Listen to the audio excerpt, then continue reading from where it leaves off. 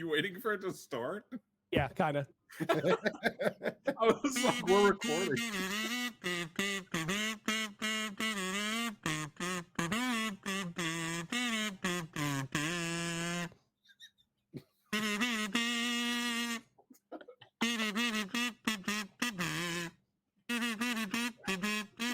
I miss Jordan. Okay, there we go. I did it. See, I did the song. Yes, I was waiting for the song kick in. It was like all the beginning of just the music, and then all of a sudden it did it. For those of you listening, that was supposed to be Blinding Lights by The Weeknd. Apparently, it was "Can't Hit a Note" by the Official Megs. I'm crying. So, everybody, hey, welcome to another episode. The 8th episode. Man, these episodes are just flying by right now. 8th episode of the Daily Kazoo. And as always, JPhrygian cannot bother to be with us, apparently. So, as always. Like, is it a repeating thing? No, it's just like 2 weeks in a row. That's all. Okay. Because he's busy living somebody else's life, apparently.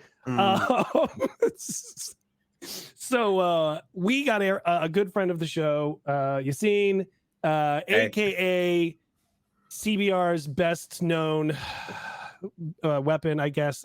I don't even know what to tell you. Like, he is fantastic. When you want anime knowledge, you go to him.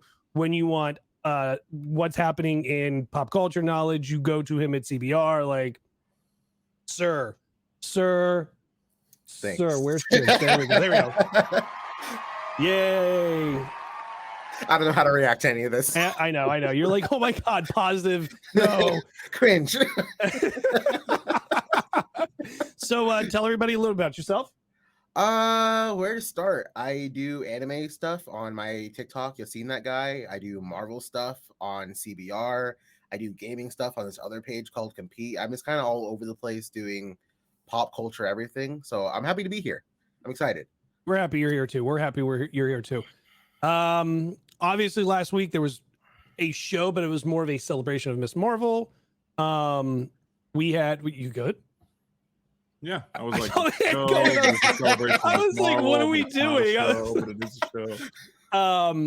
So yeah, we had an episode last week, but it was a celebration of Muslim culture. I had Maria and your girl Amira on, and what a great show it was, and the love that we got was fantastic, so I appreciate it from everybody.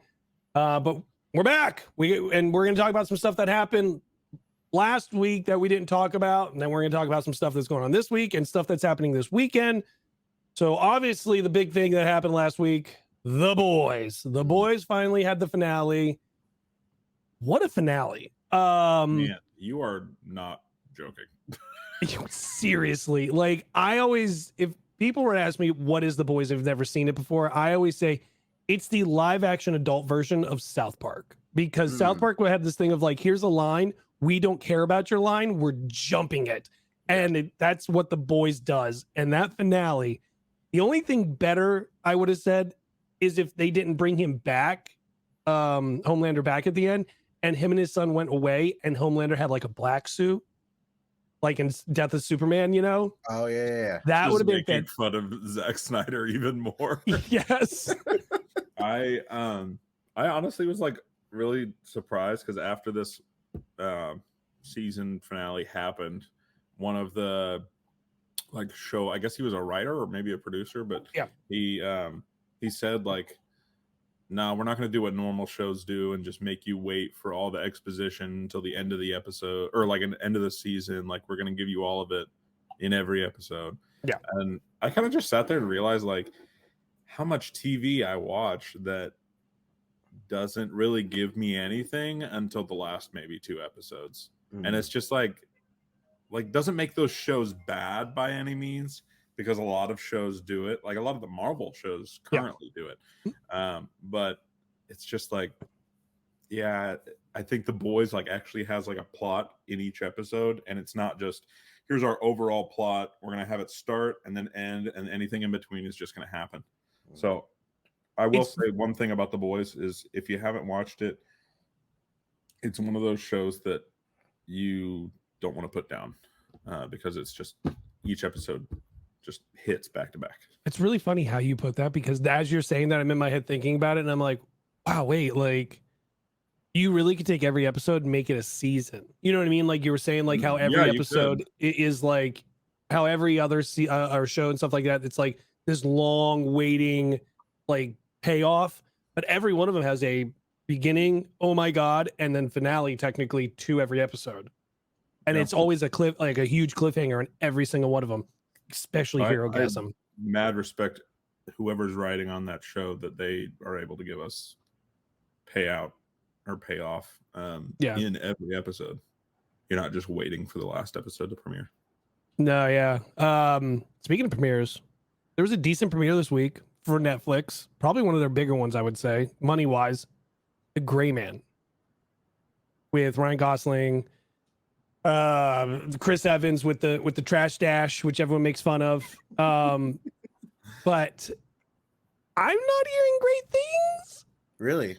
Well, first off, it's IGN. IGN gave it a 5. I don't believe anything IGN says, because they also rated Wonder Woman 84 better than Wonder Woman. So they've lost all credibility to me. Yes, and it wasn't like and it wasn't like by 1 point either. It was like, well, I think Wonder Woman the original was like a 6, and they gave Wonder Woman 84 like a 8 or something like that. And I'm like, really? Why? Because it was more colorful. Like I don't really know what to tell you. It was more slapsticky. Like when they go to give me things, I could care less what they say. They also said this last Jurassic World was like a 9 or some nonsense, and I'm like, it's horrible. Great cast though, like an amazing cast. The Russo brothers are doing it. Obviously, we all know the Russo brothers. Right. If you're listening to this podcast or watching, like, you know the Russos. And I'm interested to see Friday, obviously, when it comes out, that what we actually got, because they said it's a huge blockbuster movie, but it's just it just falls off a little bit in between and stuff like that. And I haven't heard anything from anybody who went to the premiere, but what do you guys think about the movie? Are you excited? Not excited? Gonna watch it? Don't care. I mean, for the cast, like cast wise, it seems like an amazing cast. So like, just from that, it seems like something I would want to watch, and a lot of people would want to watch just based on that. Story wise, I really don't know much about it. I haven't really like looked into it much.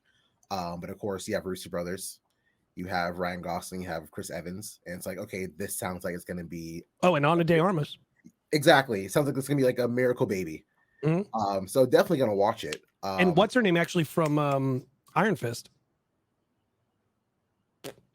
The girl who played Connie. Yeah, the female lead of Iron Fist. I don't know her name, but I can't think of it right now either. So like, huge cast. Yeah. I'm excited. I could care less. I'm going to see it. I personally I'm a little afraid, because I'm a huge Community fan, and the Russo brothers worked on that show for a while. And 2 out of my top 5 favorite movies are Russo brother films. And I've never really been disappointed by a Russo brothers movie. So I'm a little afraid that this would like start the trend of Russo brothers have had misses. So I don't know. I'm excited, but at the same time, like, as long as I'm entertained, and I'm sure I will be with Chris Evans and Ryan Gosling, and Ana de Armas. It seems like it's got a pretty good premise to it. I honestly would be surprised if I disliked it, but it may just be one of those movies that was like, yeah, that was pretty good. It wasn't great, but it was pretty good. Yeah. It's on Netflix, right? That's where it's going. It's Netflix. Okay. So I feel like that's a lot of the Netflix projects. It's like they're not, some of them are great, but a lot of them are okay. They're entertaining, they're fun. I watched it, on to the next project. Yeah, I mean, that's very much Netflix's like thing, right? Like, we're gonna put out this month 107 movies. It's like almost Netflix to me sometimes feels like throwing shit at a wall, right? Like, we have all these projects, some of them will stick. We might get lucky, aka Squid Games, or even Casa de Papel or Money Heist. You know, same thing. Like, even in Spain, that was a Spain thing originally. They don't even like televise it over there. They don't like it so much. It was on their first season, didn't even make it all the way through the season. Then Netflix picked it up, and it was a huge thing. So much so that there's a Korean version of it now. They're doing so like.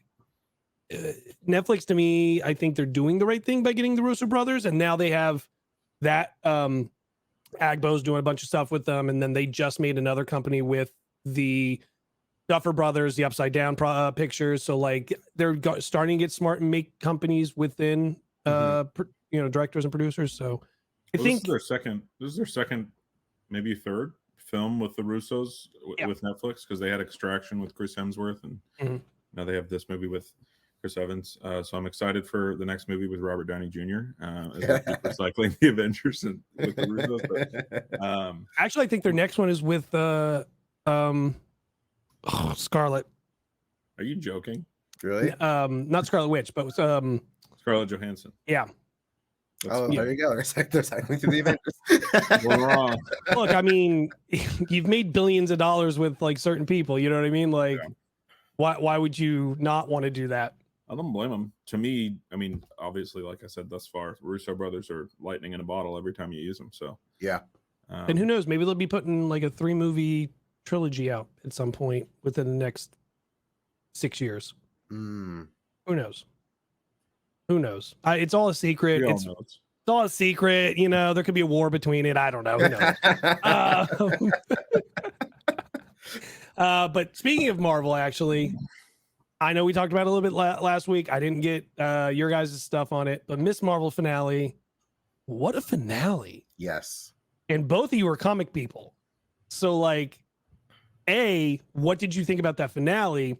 B, what do you think more now that the actual creator has come out and said, no, I wanted to make her a mutant, but because of the Fox contract with Idiot, they couldn't make any more mutants, so they had to make her Inhuman, and now it's all coming out, and it's like, oh, I really do hate Inhumans. So what is your guys' thoughts?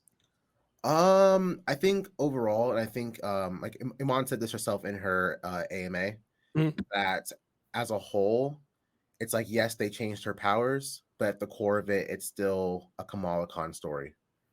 And that was completely clear throughout the entire series. And Iman did a fantastic, like, amazing job at capturing who Kamala Khan is, and really brought that character from off the page to the screen in such an amazing way. So like from that aspect, I was amazed. I loved it overall. And then with the change to her being a mutant, I lost my mind, honestly. From when she said Embiggen, I was off the couch at 1 o'clock in the morning trying not to run around. And then learning that she's a mutant, it changes everything. It like, okay, what is the MCU now moving forward? What's coming? How is this going to be set up? There's so many questions that need to be answered now, just from one episode alone. So I'm excited. Because now it even shows us that mutants have been in front of our face the entire time with like Monica and other people. You know what I mean? And even Carol at some point, technically. Yeah, I'm interested though with that, because they, I think it might have even been you, Adam, or someone else had reported that apparently there's rumors that Black Bolt will be entering in officially, other than, you know, Doctor Strange where he blew up, but he'll be entering in the MCU in the Marvels. So that, if that rumor is true, that kind of confuses the heck out of me, because I feel like if anyone now were to be like announced, it would be like so and so is playing Charles Xavier. Who's going to connect with Kamala. But yeah, if you're throwing in Black Bolt in there, I'm like, what? Actually, I have a great casting for Charles Xavier. I don't know if you've heard that. It was actually my idea. Okay. No, it's an ongoing joke. Adam came up with the idea that Ewan McGregor would be the perfect. Yes, I saw that video. And go ahead. Somebody tell me otherwise. Please, someone tell me otherwise, that would not be fantastic. I can't. I love it. Great. No, but the overall episode, like, was a perfect wrap up to the show. And honestly, I said this myself. I don't think that, other than What If, I don't think that Marvel has captured that in a series or season finale yet. Because everything else has felt like what we were talking about with The Boys, where it feels like you kind of just get a lot of nothing, and then a lot. And I think this episode really kept the pacing of the show, and at the same time was not like, it was a good finale, but it wasn't too much or too little. Yeah. Which is like a sweet spot that apparently is hard for Marvel to find. I agree. So I was really surprised with this episode, and my two favorite parts, I have to talk about them because I love them so much. Kamala finding out the origins of her name. Mm-hmm. Yes. And then tying with that, because it's her parents, her mom giving her costume. I was just like, I love this. Have you seen, speaking of that, have you seen the rumor that her mother has powers? I wouldn't be surprised. No, I mean, if she's a mutant, so, then I mean, like, who brought this up? Oh God, I can't even remember who it was. I was talking with somebody, and it's like, if you watch, there's little hints of it. So like, her mom goes in, and yes, look, certain moms have like that speed of like, here's food, here's this, here's that. But when she goes to the food, it's literally in, out. And then like when she's in Karachi, like there's certain things where it's like 1 second this, 1 second that. And then at the end, it's like, well, she just got home. How did she make that entire suit sewing in like a night or shorter? I feel like they would have told us in this season that she has powers, because she finds out Kamala has powers. So it'd be like, it's a family thing, and then like just tells her. But kind of like the Teen Wolf, I think right? that like, may have just been like the show not thinking, hey, it's kind of like a Teen Wolf when the dad's at the door. Like, so I got to tell you something, right? Like, but my other favorite part of this episode was Sheikh Abdullah's line where he says, just because someone makes you their enemy does not mean you have to make them yours. I was just like, next level line there. Like, honestly, for me, that was up there with great power comes great responsibility. I was like, this is a great line. It should be framed and used in whatever media we can. Because no, yeah, I fully agree. I think a lot of quoting in this. It was pretty good.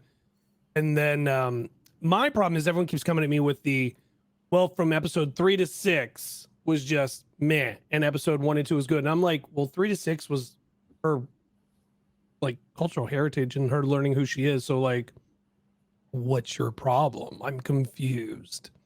So like, that's a lot of the stuff I've been getting on my comments and everything like that. But the bigger one is, are those the negative bands? Like, I'm just saying, like, oh yeah, that would be really interesting if they were. I'm kind of getting confused at this point, because I'm like, are we connecting things to Shang-Chi as far as like the 10 rings? Like, because Kevin Feige has said that he's been dropping like major hints as to where this is going. And I think a lot of us can tell, but at the same time, like, are we like, I don't understand what was with the after credit scene for Shang-Chi as far as like, oh, there's a beacon being called out, and then now with Miss Marvel you have her teleporting, I'm guessing, but at the same time I don't feel like it's teleporting. I feel like it was her turning into Brie Larson or Captain Marvel, just because she's sitting there looking at her hands. Like, I don't know, if I was teleported somewhere, I would be like, what the heck? So I'm starting to think like, okay, Kamala turned into Captain Marvel, and maybe that's just them showing us that her powers are still changing. But I don't see. The only reason I think it's a teleport is because of, and Yassine, you and I talked about this. Yeah. The negative bands, when Captain Marvel hits them together, goes from Billy to Shazam basically, and that to me makes sense of like, maybe Brie was at whatever planet she was at. And remember, at the end of Shang-Chi, they were talking about how we don't know about this, we don't know about Beacon, I'll look into it. And she's talking about like going to do something. Maybe whatever planet she was at, there was another bracelet and she was holding it, and it like almost activated when she touched it, and it swapped them. And now with her stuck wherever she is and not knowing how to get back, Captain Marvel knows where she is. And then this also, while she's on Earth, she'll go see Maria's like tombstone basically, and Monica sees her, and it starts the argument. So it kind of builds to the Marvels a little bit more. But I also remember that the bands were built by Kronos and Eternal, so that connects with the Eternals and the Eternals with Shang-Chi making the bands and stuff like that. I don't know. I feel like in the next couple days we'll get like clarification on what exactly happened, because I know there were other people out there that are like, did she turn into Miss Marvel or Captain Marvel? I don't think we get a full understanding until September, honestly. Really? Well, we'll talk about why. We'll go over why in a little bit, but yeah, I think finale. I think it was one of the better finale. I think it was one of the better shows, honestly. I know we've been on this one for a little while, but I kind of am confused with her saying, or with Bruno saying that she was a mutant, and you hear the 1990s X-Men theme in the background. Do y'all think, with this being the second time that we've heard it, do y'all think that show is about to be canon to the MCU? 97? Well, no, the original X-Men, and then 97 too. I don't think the original is, but I think 97 will. From what I understand, 97 is a direct continuation from the original. Like, it picks off right where it left off. At least that's what I heard when it first was announced. That's what I thought too. But like, I don't know, after hearing the, twice now, I'm like, is this like connecting the animated show to, like, so that way they don't have to reintroduce the X-Men, they can just pick them up and move them? I'm curious. It depends I guess it depends what they do in 97, and it's kind of like my big thought about it now. It's like, there's that theory that Professor X may have wiped everyone's mind of mutants, so they're here, but something happened in, I guess, 97 that's going to explain what exactly happened. Or there's going to be some event in 97 that's going to take the mutants out of the MCU, and now they're coming back in. If it's a direct continuation of the 90s show, because if it is the 90s show, right, then it means in the 90s, the X-Men were here, but for some reason, when we go back to like Captain Marvel, for example, they're not there. Where did they go? Maybe we get that. Maybe we get that answer in 97. Like, so obviously something we'll talk about in a little bit, but like at San Diego, they got a 90-minute panel, and they've said they're doing tons of animation. Now look, a 90-minute panel is like unheard of. So Marvel's going to do an animated one, and they're going to do 97. I think they'll show obviously some trailer stuff for it. But I think what we'll get is that early 97 show that's going to continue off from the original X-Men. But I think at the end of that, we'll start to see like, hey, we're doing more harm than good. Technically, we need to go in hiding type thing, almost like the Eternals, and now we'll start seeing like, no, we've been here all along. And like, I think you did the video about what that might have not been the negative realm. That might have been everyone's minds. Was that you on CBR doing that? When she falls back and you see all the shadows and the glowing eyes originally, when she puts it on, that was actually the minds of everyone, that was all the mutants that were wiped of being mutants. Something along that lines. So I think that's an interesting thought of like, kind of like prequeling what's going on now. So I think my only qualm with that is if it does happen that way, all of the X-Men are really old. Oh, that's a good point. So I mean, like, I would need some sort of time travel. But if it doesn't happen that way, this is Marvel Studios' first thing outside of the MCU, like as official Marvel Studios. That would be very, I don't know, it's going to be interesting. And to add on, Adam, with the 90-minute panel, I think the reason it's 90 minutes is because they're going to show maybe the first episode or two. I don't disagree with that, but I also am not dumb. They can sit there and say they're doing animation all they want. Look, it is July, almost, end of July now. All we have is August, September, October, and then Black Panther. So like, I think they bring out the cast of Black Panther and they give us the teaser trailer. Yeah. Because time-wise, that makes sense. Especially now with Namor and Atuma and all these other characters. Like, I mean, and obviously they're talking about now Doom and like all this art out and everything and stuff. So we'll see with that. But I agree.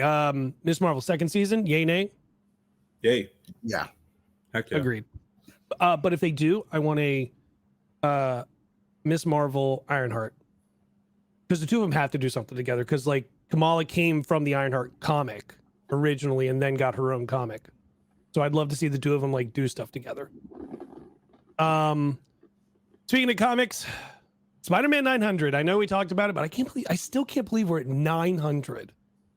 Right? There's like so much history. It's wild. I mean, I've got 899 sitting right here next to me. I want every single cover possible. Which won't happen. I bet you'll have some fire covers over at San Diego Con this weekend. Oh, for sure. I'll have to spend like $200 a book probably, so we'll see. What do you guys think? What's I know Jacob and I've talked about this like on the podcast originally of like what's your favorite kind of like Spider-Man story-ish within this 900? Mine's like anything in 300, honestly. Hmm. Can we all agree like 300 is the best run of the Amazing Spider-Man probably? I'm not gonna lie, I haven't read much of the Spider-Man comics actually. So 900's all the Todd McFarlane, so that's where you get like Venom, Carnage, all that stuff. Okay. So like that to me is like the best Spider-Man stuff. Well, what about the King of Spider-Man, sir? I'm kind of just in awe that this character has made it this far. I mean, not because he shouldn't at all, but I mean, obviously, if you like a character as much as I do with this one, and then you see the world embrace this character just as much as you do, I mean, that's like, I don't know, it just feels great. And this being, Spider-Man's 80th birthday now, we had or 60th birthday. 60th. I can't do math. 60th birthday. This has just been like the past 2 years have just been an amazing, pun intended, time to be a Spider-Man fan with No Way Home and with now all the Amazing Spider-Man comics, with Amazing Spider-Man #6 marking the 900th issue of Amazing Spider-Man. I think that this is just like, it's weird because it feels like you have chosen the right character.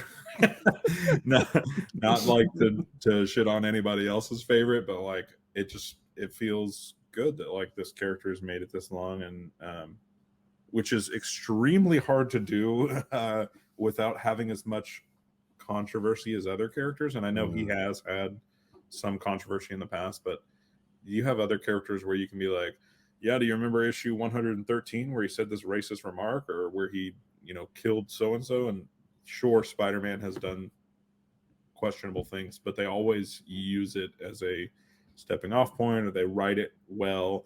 And that's one thing. That's just like whenever we talk about issue 900 or the 900th issue, I guess, I'm just happy that for so many years, 60 years, people have been writing Spider-Man as someone who truly wants to do good and who is only an asshole if the symbiote is on him. Yeah. It's very much like the quote from Miss Marvel, right? Like, how do I change people's minds that I'm good? And it's like, good isn't something, it's what you do. Yeah. I just think that they've, over 60 years, which is just, again, an amazing number, they've kept him great. Right here, baby. And on top of that, I also want to mention, because we didn't put it in our list of things to talk about, but I keep forgetting about it. Spider-Geddon is coming out real soon. Yep. Or Edge of the Spider-Verse, I mean. Yep. And I am very pumped because now we have a third new character other than the first openly gay Spider-Man and Spider-Rex, who is my son. Now we have Spider UK, who, I mean, I can't tell because they haven't said anything other than Spider UK, but she looks like she's a young Black woman who lives in the UK, which is great because we don't honestly have, I mean, you can count a couple, but we don't have many people of color in the Spider family. So I'm excited for there to be more people of color in the Spider family because it was getting a little too whitewashed for a while there. So I'm glad that we have, we've gotten Miles. Miles is getting a lot of recognition lately because, video games, shows, movies.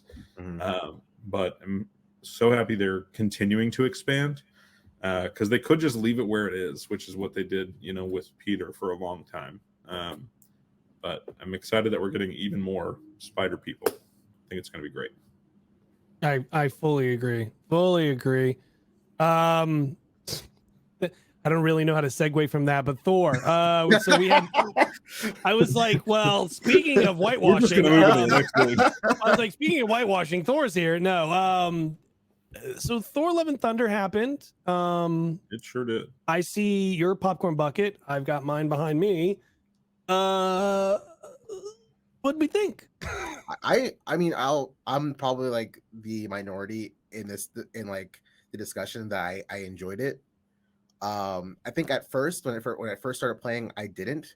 And we talked about this, Adam, how the pacing in the beginning was very quick, to the point where Jane hearing Mjolnir and then her going to the hammer felt very rushed, to the point that I didn't realize that it called out to her. I thought she just went to go check it out because she saw the book. Saw the book, and then she became Thor, and we didn't see her become Thor. It's just like, oh, now she's Thor. So the first part of the movie was like very rushed, but I think after Gore attacked New Asgard, I felt like it finally like sat down for a second and started to let things breathe, to where we can understand the characters, what's actually going on with Jane, that she's already talked to Valkyrie, because that wasn't really made clear until that moment.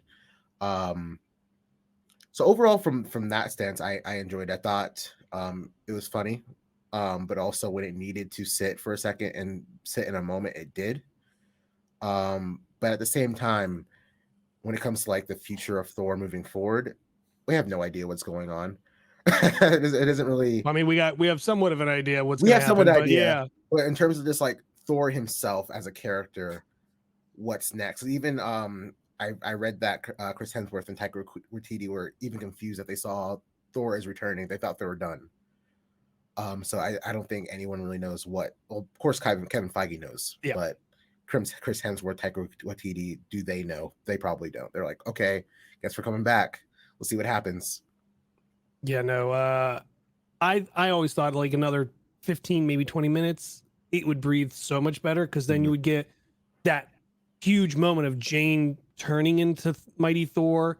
Also, like, yeah, and then the other thing is like when she's like, oh, I'm Mighty Thor, and it's just like, okay, but how'd you get Mighty Thor? Like, where'd you get Mighty Thor from? Like, where, huh? And then like just a lot of it just felt weird, like a little bit off to me. But then like the one thing that felt the most off to me was the amazingness of Christian Bale.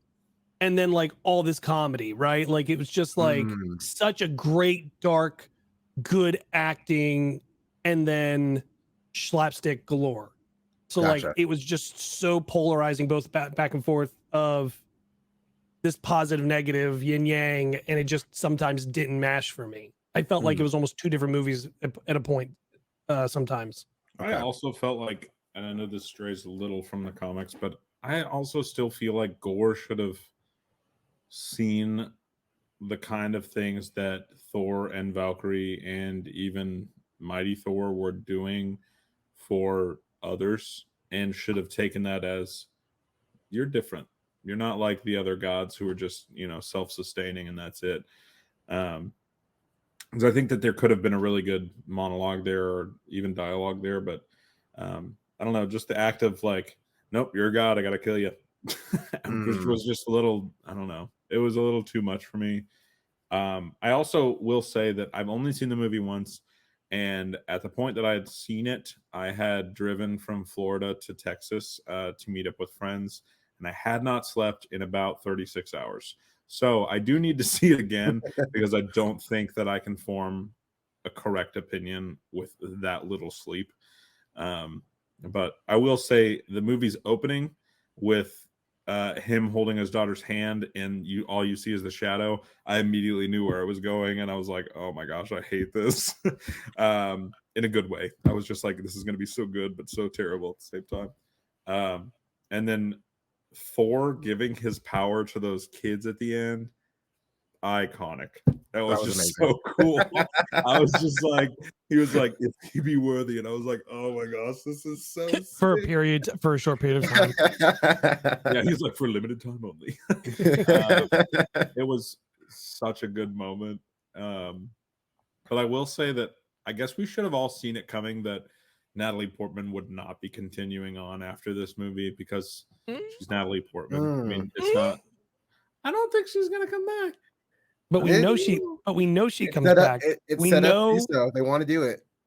It's set up How do you know right she comes there. back? Valkyrie, exactly like when she became, I can't remember the issue or anything like that, but she pretty much like it was shown here, she was dying of cancer. She made the choice to become Thor again rather than save her own life, and then she died. But rather than going into Valhalla, she gets revived, and then eventually becomes Valkyrie. I think what might happen is Valkyrie in the next movie, Valkyrie might end at some point, like, you know, get unalived and transfer her powers to Jane somehow, some way. That's the other thing that I really hated about this movie is they basically made us feel, oh, Lady Sif is dying. She's dead. No, she's not. Oh, Korg just died. He's dead. No, he's not. Valkyrie is dying.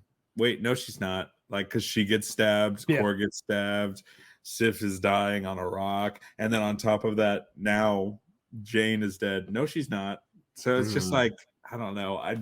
It's one of those things where I'm like, comic book movies continue to do this thing where they kill someone and they're like, just kidding. It's the Chappelle. It's the Chappelle, right? Like, gotcha. Like, I mean, like, I get it because like comic book just have been doing it for, you know, decades, but I don't know. It in a cinematic scope, it feels like they're just toying with us. It doesn't feel good. It just feels like, come on. Nobody's ever just dead in the MCU. Yeah, it's just like, just kill him. Like, because like you Game of Thrones, you're good. Like Korg's death. I was like, no. If he stayed dead, that would have broken. It would have crushed me, but in a good way. But then as soon as I saw his face, I was like, y'all really just fucking around. I just wanted to leave. I was like, are you kidding? Like, just don't do anything with him at all or kill him. Like, just pick one. Also, they didn't explain how whenever you see that end scene with him and Dwayne The Rock Johnson, which I pieced together in the moment, I was like, this is too much. Whenever you see him with Dwayne, he's a full rock person again. And I'm like, can we explain like how he grew a body? He said he grew back. It just kind of grows back. Yeah. I don't know. That's just kind of weird for me. But I don't know. I probably have to see it again because again, I was so tired. But I would give it a solid not as good as Thor the Dark World. I'm okay with that thought process because like you have the emotion all the way through Thor the Dark World of Loki and his mother and okay, good. I'm glad because when I said that I was like, people are gonna disagree with me. No, I don't disagree. I think it's a bit of a hot take, yeah, sure, but like I think everyone loves it because like look, Taika did it, so you know Taika does no wrong. I think it's a little too much Taika through the movie a bit. But I do agree with there's way more emotional connection with Thor the Dark World than there is with Love and Thunder. The only like the most love and oh my god feeling I got from it was at the end when he's taking care of technically his daughter. Uncle and now that's happening and now it's like, well, that's a story, so we'll see how that goes. But yeah, I'm like a 7.2 for the movie. I know points. I know you hate points. 7 point. I'm like a 7.2. So it's not like a 6 for me, but it's not an 8. So I'm like, so I think it's okay. But I agree. I do agree with you. I'd say maybe like a 7.5. Okay. Really? Kind of y'all are up there. Yeah, I think it's because I just enjoyed it so much. Like I'm not the best like rating person. It's more just like I enjoy it. I didn't enjoy it. So I 7.5. What can we all agree though the goats are the best?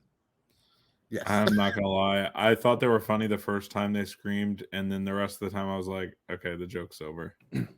And then we got the Ted Lasso in there. Yes. Oh yeah. Roy can't.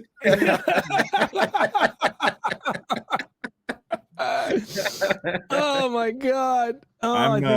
I'm I'm not gonna lie. I hope they change that costume for his sake. He's gonna be splattered all over the internet. It's not gonna be good. No. Like Hercules' costume in the comics is great, but turning it into live action, questionable.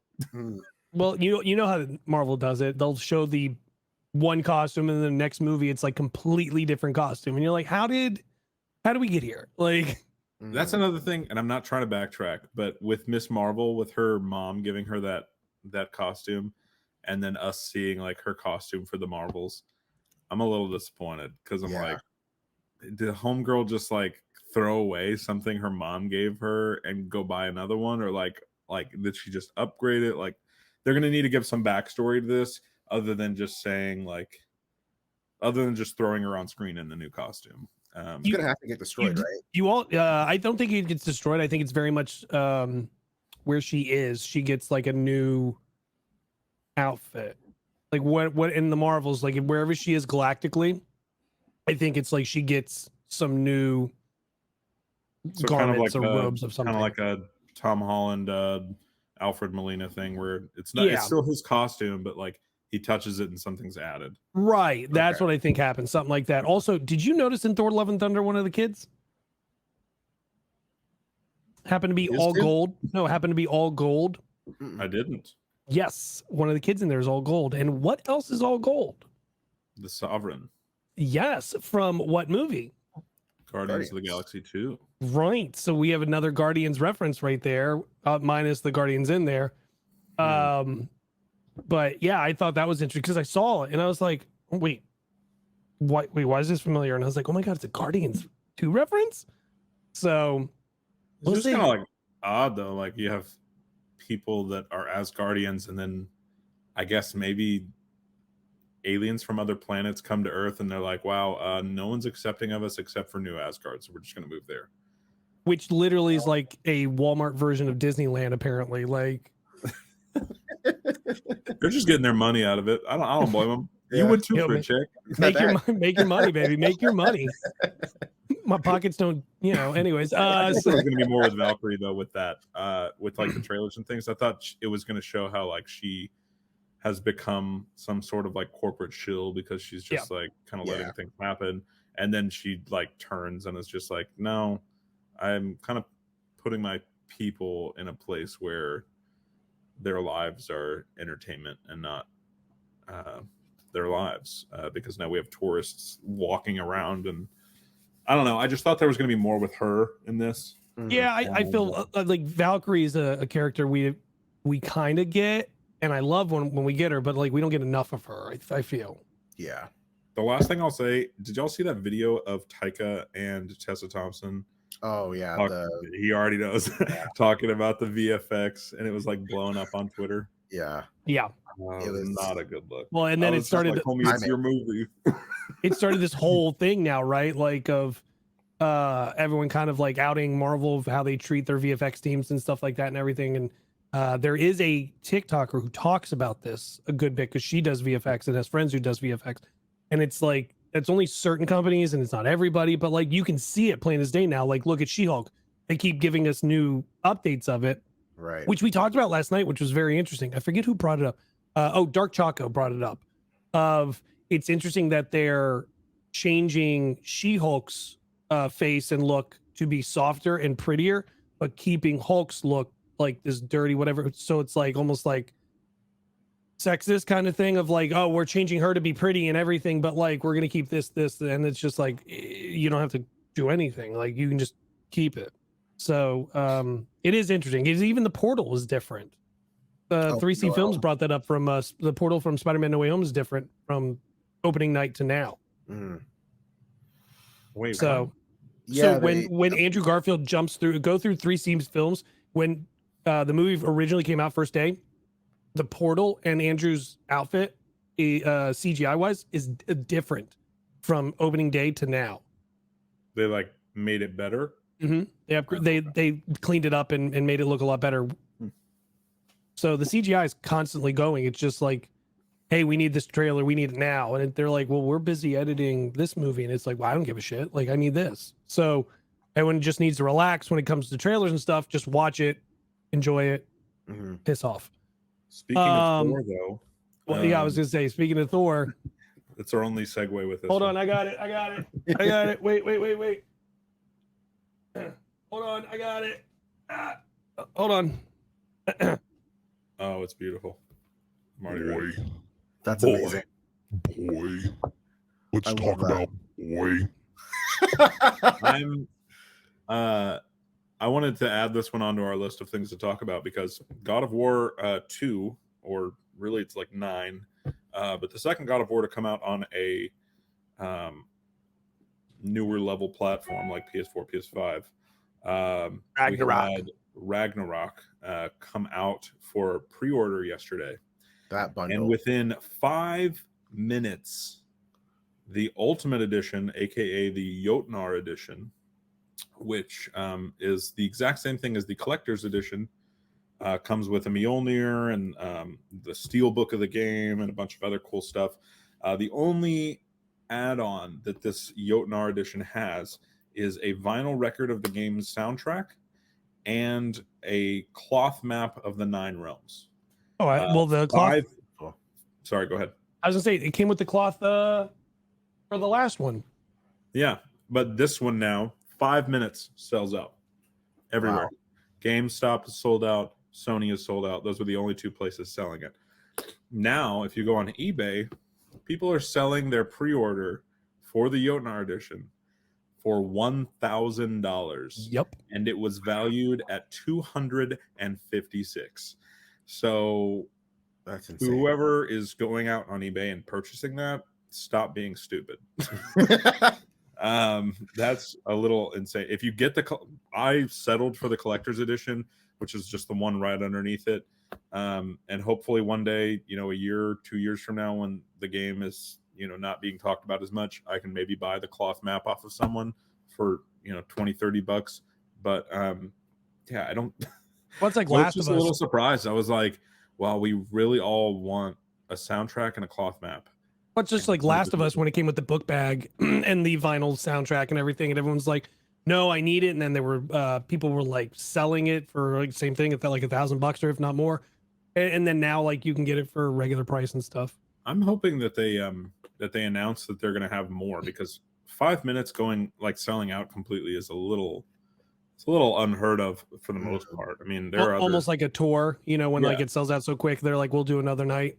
Yeah, it's just like, you guys can make more of these. I mean, all you're doing is making more cloth maps and making more vinyls. It can't be too difficult for a multi-billion-dollar company. It might be contractual, like it might be. I don't know, but I'm hoping that they end up coming out with more for my own sake, but also for others' sake, so they don't spend $1,000 on eBay just for 2 extra items. Yeah, facts. Anyway, I'm big excited for this game. I'm not trying to take up the entire time talking about it. No, go for it. I added it on there because I'm excited. I loved God of War. It's so good. Such a great open especially world. the PS4 God of War, the one that recently came out, was back 2018. Yeah, I think it was. So not recent, but recent enough, because it really takes the character that we've seen in like the early 2000s and completely changes who it gives they him are. like an actual personality and like a storyline, and it kind of gives him this redemption of just like, the reason that he's completely white, he is a person of Greek descent, but the reason he's completely white is because his family's ashes are forever binded to him. And you would think, oh, this guy's never going to get married or have a kid again because he's so traumatized by that. He gets married and has a kid, and unfortunately for him, it still does not turn out well. Because wife ends up lying to him about not being a human. She's actually a giant. And now he finds out his kid is Loki. So it's interesting to see like his character grow, and I'm so pumped for this next one because I really do think that they're going to do great things. And with it being Ragnarok, plus Thor's in it, Zeus is in it. They're going to Asgard. Like, I can't wait. I'm so pumped, especially with it being Ragnarok. Though I'm hoping that they make this kind of like the big finale for. I know it's only been 2 games now, but the big finale for the Norse gods, and then they move on to, and they've said that they were going to, but they move on to another pantheon of gods, such as the Egyptian gods. I think they had mentioned once or twice. Yes. That'd be fun. So I think that's exactly where they're going with it. I hope that they continue doing that, because it really is. It's really cool to see like the different mythologies that you learned about growing up becoming like characters in this big saga where one guy is just like, I just want to live my life, and you guys are fucking with it. Yeah. Well, Egyptian gods makes total sense right now, especially with like Moon Knight being out and things like that. Like there's some traction to it. You know what I mean? Yeah. So it's not like they're coming out of nowhere with like, oh, hey, we're doing this and whatever. Not that they would do what Marvel was doing, but like, look, if Marvel's talking about Egyptian gods and doing things with Egyptian gods, maybe we push that way because now people are interested and we go with it. So yeah, no, I agree. I think really that game could do no wrong to me. Like, I think it's gonna be fantastic. The only other game I think that's better than that is the Spider-Man game, but that's a homer pick for me. Like, it's just, you know, I love it. I could sit there for hours just swinging through the city, not doing shit. Like, Same. No, I'm I'm absolutely right there with you. That's the only game that I like more than it. Arkham Knight might have a close like second or third place, but I'm right there with you. Well, and we're supposed to get Spider-Man next year, right? With Miles and him, with Miles and Peter, the big story with Venom and Craven. Look, if we I've don't been get hearing that's not going to be 2-player, and that kind of breaks me. Really? Yeah, I'm upset about that. Like, can you imagine like being online? You, like, Jacob, you and I could be online, and like I'm Miles and you're Peter, or vice versa, and we're just I literally would swinging give through my and left leg for that. That would be amazing. And wouldn't That it be would- incredible? Just like you sitting there playing as Peter or whatever, and your friend hops on, he's like, "Hey, I'm here," and you're literally playing as Miles, and like you're doing a whole mission together. I just think that would be so cool. Yeah. I'm hoping that the rumors are false and they're actually doing it too. If it happens, you and I are doing playthrough. Oh heck yeah! So I'm in. Speaking of big things, San Diego Comic-Con's this weekend. Do we think anyone dethrones Marvel this weekend? Because look, that's really it. I mean, Marvel's doing 90-minute panel with animation. They're supposed to be doing What If Season 2, showing What If Season 2. We've got X-Men 97. I think that we actually finally get an episode or actual content from Spider-Man freshman year, and announcements of other projects they're working on. Anybody else want to show up? No. I mean, Saturday we're getting the Shazam trailer, so I know that. So other than that, it's like It's Marvel's weekend. Really, I mean, is there anything that DC could do? And I think I've talked to both of you about this. There's only one thing I think DC could do to dethrone Marvel's whole weekend, right? So imagine panel's about to end. They're like, oh, that's cool. Oh, hey, we've actually got somebody coming back that's a good friend of y'all's. Whole place goes dark. Hall H goes completely dark. And then it's just a beam of light coming down dead in the middle of the stage. And it's Henry Cavill.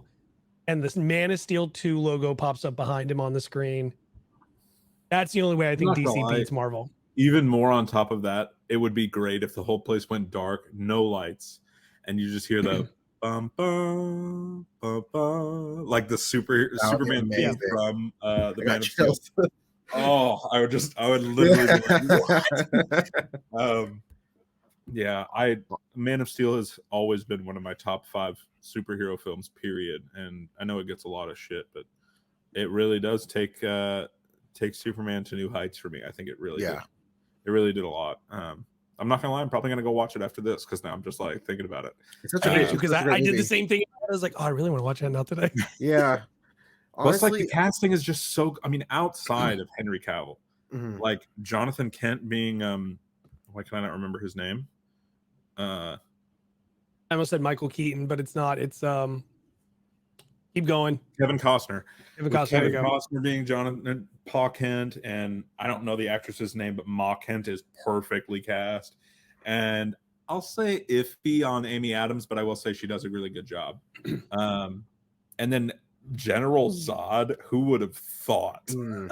Like all of and Lawrence Fishburne on top of that. All of the actors in that movie just killed it. They killed it. And I literally cannot ask for a better Superman movie. So if they end up telling us that there is a second Superman movie in the next 5 years, and it's the same cast, you guys will see me go completely feral. I will just lose my mind. I honestly think they almost have to at this point, just because of the Amber Heard situation, the Ezra situation. There's so much negativity tied to the DCU right now. They need something to get it out of that, and that's the only thing I can see that can get them out of the hole. Because right now, honestly, this is more so my opinion. With everything that's going on with Ezra, everything that's happened with Amber Heard, I don't care what they announced at the point, because like the only thing I'm focused then you on have the buyout as well, right, with Discovery. So it's like we have no idea, and then you have these movies coming out that aren't supposed to lead to anything because Discovery's got their own timeline of things they're going to do now, and it's like, okay. And even to your point, like, so Flash, right, was supposed to be this huge thing. Nobody cares now. Aquaman, who knows what that's going to be like. Then the only other good thing we have is like the HBO shows of or HBO show of Batgirl.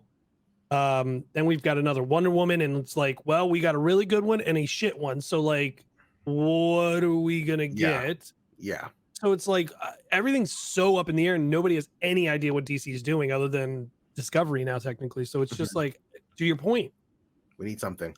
It's got to be done. Something to get back in the right direction. Back to Marvel, though. Have y'all been seeing the rumors? If true, I will be very happy. The feral. Rumors for be feral. You've seen the rumors for who could be potentially playing Earth 616's Reed Richards? Yes. I, as a big fan of You on Netflix, which that's another good Netflix project. Yes, that's amazing. I am awestruck like that. I've said it since the beginning. My first video on TikTok was saying John Krasinski should not be playing Reed Richards long term. I was fine with the cameo, and I was glad that they said it was a cameo after the fact. But I was like, who's going to play Reed Richards? I need it to be an asshole or someone who can play like a really big jerk. And as soon as they were like, you know, that guy who murders people because he just thinks it's kind of fun, that guy. And I was like, hold on. I was like, this is perfect. Plus, like, I think he looks the part, and I know he can play the part after seeing You. I know he can do it. Yeah. Well, now there's the rumor of playing The Thing. It's pretty much like almost definite. What's his name? It's a comedian. Oh, I can't remember his name now. But like, it's all over the place. The casting is very like everywhere, which I'm fine with. I'd rather it be. I want to know who the comedian is. Hold on, I'll pull it up. Talk amongst yourselves. Well, on top of that, have you seen potential Hulk and Wonder Man projects being put out there into the world? I haven't heard of the Hulk one. I heard about Wonder Man, and I think I saw they might be casting. I don't remember his name, but he's from Crazy Rich Asians. Yes. Oh, I did not know that. For Wonder Man. Yeah. Do you remember his name? Mm-hmm. I actually love that. No, with the Hulk one, Universal has like the movie rights for it, right? And those are pretty close to their chest, but they don't have the streaming movie or TV show rights for it. Okay. So it's been rumored that Marvel is working on a World War Hulk. Yes, I did remember. I remember a couple months ago actually that was coming up. So I'm hoping that that's true. It could be complete. I mean, people have been making World War Hulk fake rumors for decades, but I'm hoping it's true because I do think they could do it. And I know we already have, Korg and Meek, but and it kind of had that World War Hulk vibe in Ragnarok, but I do think they could do it and it still be phenomenal. How do you think they go about it since he's already been to Sakaar? I don't know. See, that's my big thing is like, I would send him back somehow, but it not be done distastefully. Like maybe he loses control of the Gray Hulk like bit and he turns fully into Green Hulk, and Green Hulk is like, I want to go back. I felt good there. and maybe that's why they can explain it. Maybe that's why they had that rift between them in Infinity War. Jake Johnson. Really? From New Girl. From Into the Spider-Verse. Yeah, well, that too. Yeah, Interesting. I'm not gonna lie, I like that. His voice is what And I then would picture. I just Ben saw Grimm while I to was be. looking for that, another rumor has come up kind of half-ass about Johnny Storm. Oh, I think I saw that one. Well, who? I can't remember his name. I know you're talking about. It's in my head. It's a real strange thing, right? Yeah. It's Steve Yes. from Stranger Wait, Things. Steve From Stranger Things. I was hoping it would be Billy because Billy's actor. People. Yeah, no. Well, he's busy Wow. being, Red Ranger and nobody remembers. So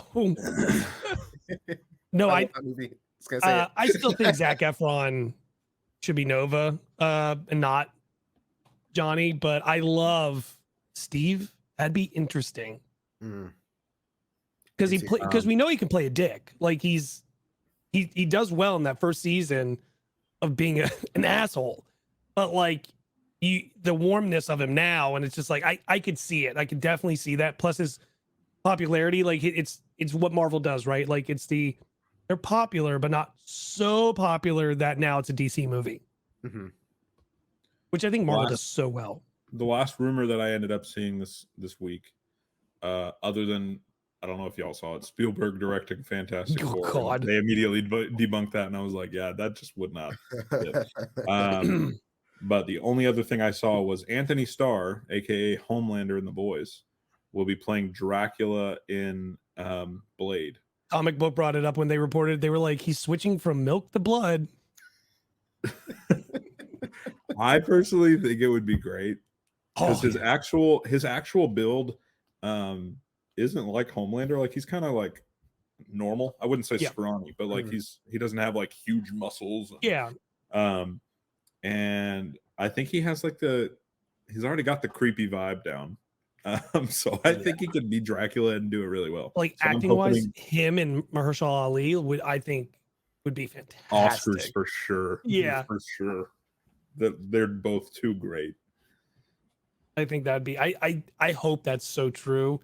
God, I hope that's so true because I think we get something also for Werewolf, because it's in October. Yeah, because the only other time they'll have is D23, which is September, and that would be the very next month. So I think we could see something about that, which also technically could show possible because Werewolf has Blade in the comic of it, Moon Knight in the comic of it, and with Blade you can kind of connect with Dracula somewhat, The other thing that I saw that I know I wanted to bring up with both of you, which has nothing to do with San Diego. Have you seen the rumor of they might actually change Doom where he's from? Where would, if he's not from, don't say this. Where? Don't say it. Where? I know what you're gonna say, and I'm literally gonna leave the podcast. Stop. I don't understand why Kevin Feige needs to do this connection. He keeps doing this over connection of just like, oh, I work for Tony Stark. It's like, no, you could have just had your own startup. Like you really could have. It doesn't need to be Tony Stark.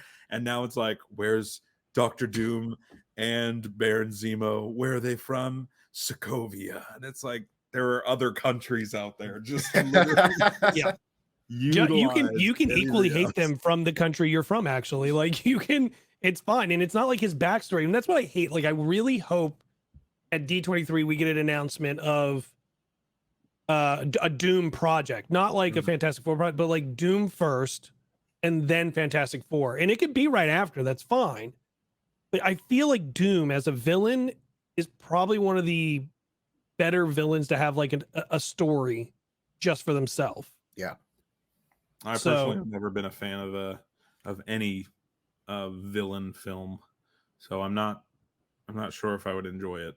I've never really liked the Venom films. I'm very skeptical of the Kraven films. We all are right now hearing how they're changing it. You can argue that Infinity War is a villain film, in which I would say yes, I like that villain film. But yeah, with don't know. I don't know how you would make a Doctor Doom film to the point where I would be like, I love this. Even Joker, I was not a huge fan of. I thought it was good. I thought it was decently done, but wasn't a Well, huge don't worry, fan it's going to Broadway now, apparently. So, we'll see Lady about that Gaga! one. That's the only thing If you've watched Harley Quinn, that's the only thing I can think of is Alan Tudyk as Clayface going Lady Gaga. Because I'm just like, it's literally the same universe, and you're just adding Lady Gaga in it. Oh, it's so good. Any surprises D23 from anybody else? You think? D23 or not D23? I'm sorry, San Diego Comic-Con. Any surprise like Amazon, HBO, Netflix? Anybody kind of like going to pop out and be like, "Hey, boom, here you go"? I don't know. I think there can be one or two, but I don't think anybody overtakes Marvel's weekend. No, I don't think anybody will overtake, but I foresee there being maybe one more surprise from like Amazon or Netflix or someone that announces a character that we haven't seen for a while, either in Image Comics or Dark Horse, like something that's not Marvel and DC. And we're all just like blown away. Oh, I know what that would be then. What's up? Something we haven't seen in a while, but we love. Invincible. Oh, I hope so. Oh, Invincible really would be haven't- fantastic. They last I checked, they still haven't announced season 2. I think they're just really good at keeping their mouth shut. I'm just, golly, I need it. I think that happens, and then obviously we've been seeing the photos of they're going to actually announce Captain America 4, because you've seen I don't know if you've seen the photo leaks of these. There's a photo leak of Sam in his outfit, and then on his left is Agent Carter in her white suit. Sharon Sharon Carter. Sorry, Sharon Carter in her white suit. Okay.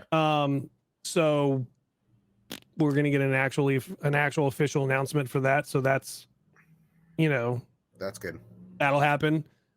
Which is funny, right? Like the timing of it. It's just because now we have who's Captain America? And it's like, I don't know, you asshole. Like maybe open your eyes and know that it's Sam, and it's been Sam this entire time. But good for you. So that happens. But the 90 minutes I think is a lie of animation. You're gonna get the actual announcement of Captain America 4. You'll get the trailer for Black Panther, which is going to be huge. And look, I'm not done. I don't know if any of you've seen it in the theaters, but my theater has the huge metal framing, like stand-up title card of Wakanda Forever, of Black Panther Wakanda Forever. Yeah, so like, look, you're not putting that out if something's not coming. You know what I mean? Mm-hmm. So I think we get the trailer. Or a teaser trailer of that. I think we get the teaser trailer for Ant-Man and Wasp, or at least some updates of Ant-Man and Wasp. Because that's in February. But we'll get more of that at New York Comic-Con, which I know somebody's coming. Yes, girl. Can't wait. So I think we get NYCC. I'm big stoked. Wait, have you never been to New York either? I've been to New York. I've never been to New York Comic Con. Okay, because Jordan's never been to New York. Period.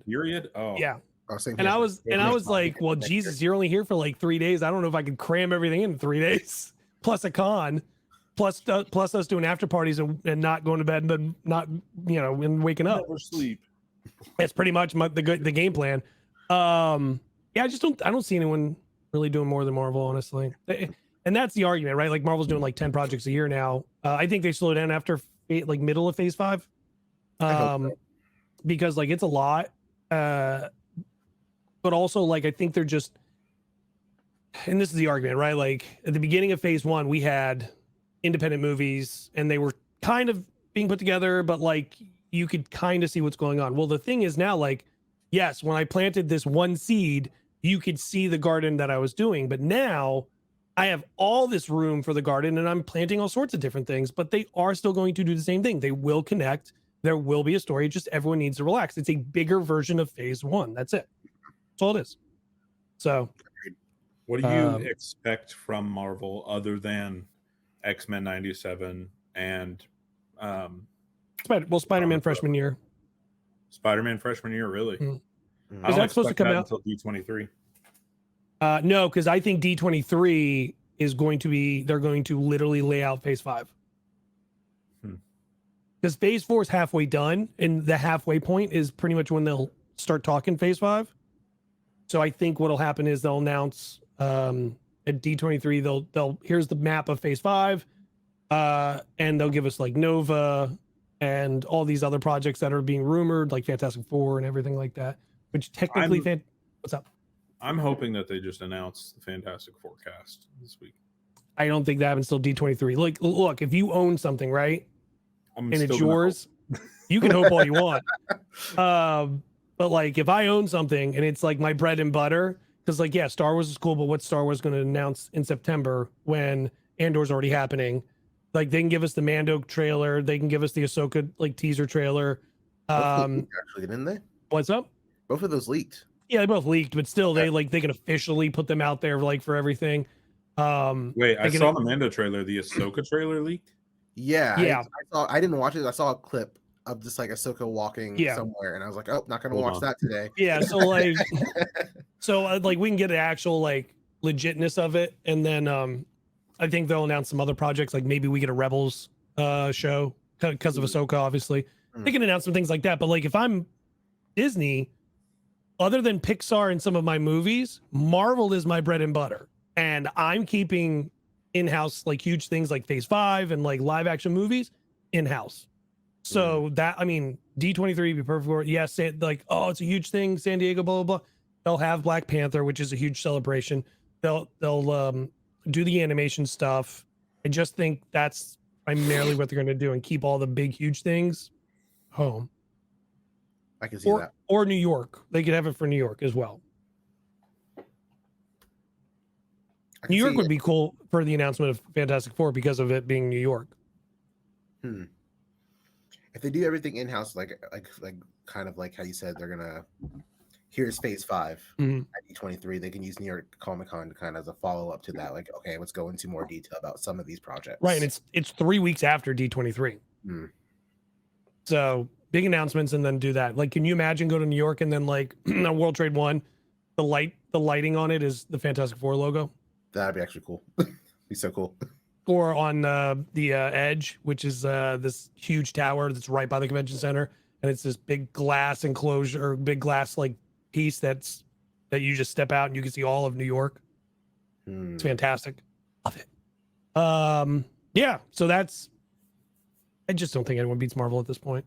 The only way is bringing Superman back, right? Agreed. Or recast the Flash. You know who'd be good for that? What the hell's his name? This kid off of the new Disney show I saw, High School Musical. There's a kid on the new High School Musical stuff. I think he'd be fantastic for it. I'll send it to you. I forget his name off the top of my head, but I think he'd be good because he's young, he's popular enough, but he's got that look of like innocence that Barry always had. What? The lead character? Yes. That's like Olivia? Yes. I don't know. Hold on. I'll tell you. I'll tell you his name. Give me a second. Joshua Bassett. Yeah, that's what Joshua Bassett, from what I've been hearing, has been the front runner for Wiccan for a while. It is okay. Ricky, the kid plays Ricky, or Matt Cornett. Matt Cornett's the one I think I'm thinking about. Matt Cornett. Is that the one that plays EJ? Hold on, I'll tell you in a second. I don't watch the show. I don't know. Yes, He's really good. Yeah, I would agree for the kid that plays EJ. I think he would be a great Barry Allen. Because both of them have that innocent face, but look like they can be a hero. Yeah. So, all right. Well, obviously, I know it's in talks right now, but I think we're doing live YouTube episodes every night of San Diego Comic-Con. Obviously, you've seen if you're available, you can pop on. If not, then that's fine.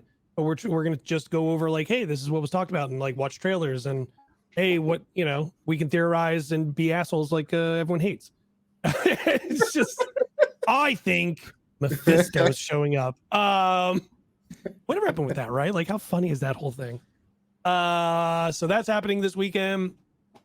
Gray Men review, obviously, because we'll watch Gray Men. No more Marvel things until August with She-Hulk and Andor. So weird Actually, time right now. Doesn't I could be wrong, but doesn't I Am Groot come out before She-Hulk? Yeah, it's next month, isn't it? Or is it She-Hulk next month? If it does, it's like early August, but nothing right now. Okay. Okay. I could have sworn that was September. No, they both premiere in August. I'm trying to read when they're. It looks like I Am Groot premieres first. Okay, well, that's going to be like probably calendar August 10th. I was literally what I was going to say. That's because that's a Wednesday. Okay. I'm really curious about I Am Groot. 6. Like, what's going to happen in this show? If it, I think it's just going to be like the Baymax series. It's not going to do anything as far as like lore or like furthering the story, but it's just going to be cute. Yeah, I think if I remember, it's only like 15-minute episodes. Like they're it's like small little shorts and stuff. It's just going to be freaking cute. That's all we need to know. Something for like kids, I guess, more so. No, for us. It's for us. I know it's for us. I think like this the theme, like the thematics behind it. It might be. I've heard that Kevin Feige's original plan, he wanted to kind of like have like the stuff for us, but also we're gonna have to make stuff for kids and all these different things to kind of make this giant what is the MCU. Yeah, no, I agree. Yeah, so we'll I guess talk about that when we get more. We could get that this weekend, like because that'll be before D23. So we'll get I think we get a bunch of stuff, honestly. I think we get a bunch of stuff, not just animation. So we'll see. Obviously, we'll talk about it when it happens. Thank you, Yassine, for showing up. Appreciate the stand-in because Jordan cannot bother to be with us because he's too popular interviewing big content creators. The douche. He's at DreamCon. Oh, he's at DreamCon in Texas right now. Good for him. That's amazing. Right? So like real story. He messages us and goes, like I just went on vacation. I left vacation to board a plane to go to Texas for DreamCon to interview big people, like some bigger content creators. He goes, I wish this was my life. And I messaged back and went, you're literally telling us what you're doing. This is your life. Like, right. You are doing it. Yeah. Nice new tattoo. Well, also, sir. I have like this dunk on it and it's sticking to my shirt. Yeah, I know. It's not. Now I will, since you're teasing me. Bam! That looks amazing. Sick. I love it. So yeah, so we'll have a lot of fun this weekend, and next week we'll talk more about it because we'll get more stuff as the weeks go. As always, sir, KingVonSchweetz, Yassine, go follow them on whatever the hell they want to be followed on. Yassine, shout out. Where can they find you? My accounts is at Yassine That Guy on Twitter, TikTok, Instagram. If you want to follow CBR, you can. Comic Book Resources on TikTok, and yeah. Sir, they pay you. I would put a little more emphasis on that, right? Like I'd say with my chest. The Von Schweetz, where can they find you as always? They can find me on TikTok, Twitter, and Instagram, and Q, which Q benefits me. So go follow me on there because I love the app. I would talk to you about it even if they weren't paying me. So that's a nice necklace, by the way. Mine comes today. Thank you. Did you get the same one? No, I got the Spider-Man. No. Oh, I also got that one. I got Venom and Spider-Man. It's the gold, yeah. You're telling me about? I literally was telling him what I was doing, and he goes, "Oh, I'm doing the same thing." I was like, "You bastard!" It's funny that we're doing the same brand. Yeah. So, and you can find me, the official Megs, at all of it, _official_Megs, YouTube, Twitter, or Twitter is the official Meg 4. Because the official Megs was taken apparently, which is weird. I don't know. It just didn't work. Whatever. And TikTok, obviously. So, as always, love everybody, and don't forget, I love you 3000. I love you 3000. That's right. All right, everybody. I will see everybody next week or this weekend live YouTube. This weekend live YouTube. Bye, everybody. Bye. Bye.